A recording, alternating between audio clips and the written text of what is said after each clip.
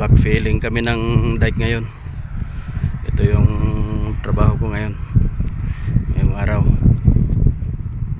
Bali natapos ko na itong kabilang side, pipisunin na lang, didiligan bago pisunin ito.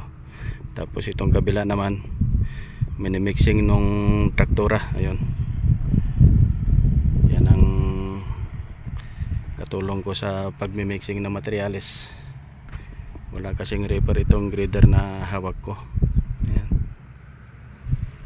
Tapos pag natapos niyang i-mixing, baliktarin ko naman yung materyales dahil tuyo itong nasa kabila.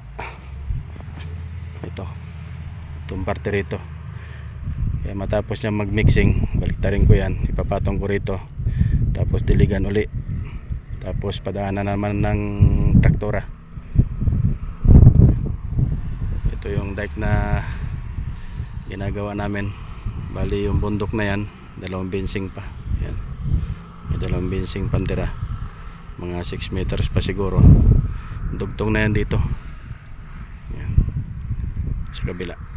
Ayan, idudugtong yan dito, kaya nasa 10 meters pa ang kulang.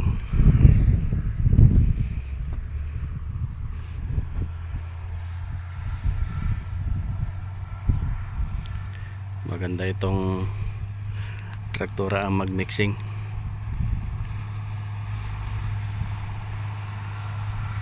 Anggulano yung operator.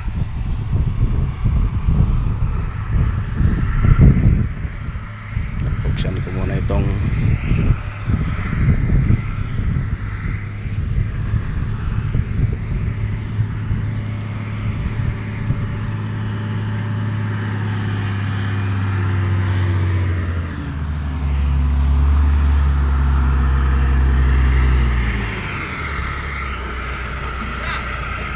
Abre!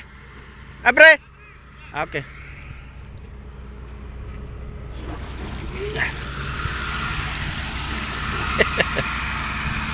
Diligan niya muna bago pisunin.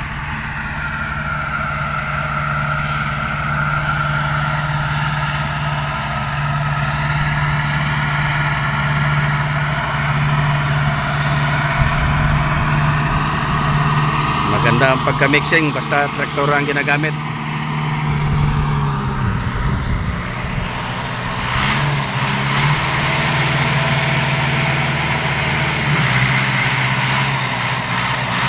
Pagkatapos mag-mixing,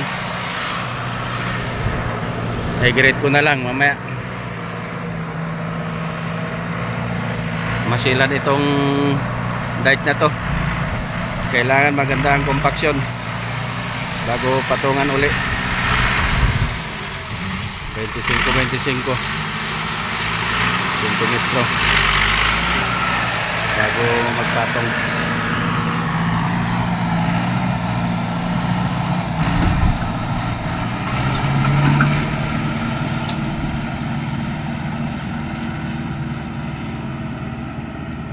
At ang pag-araro ito sa atin, traktora.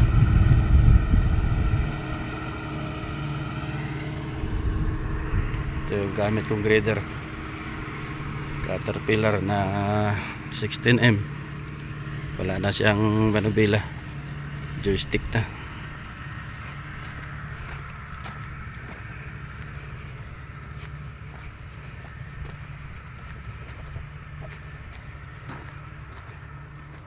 Yan, 16M.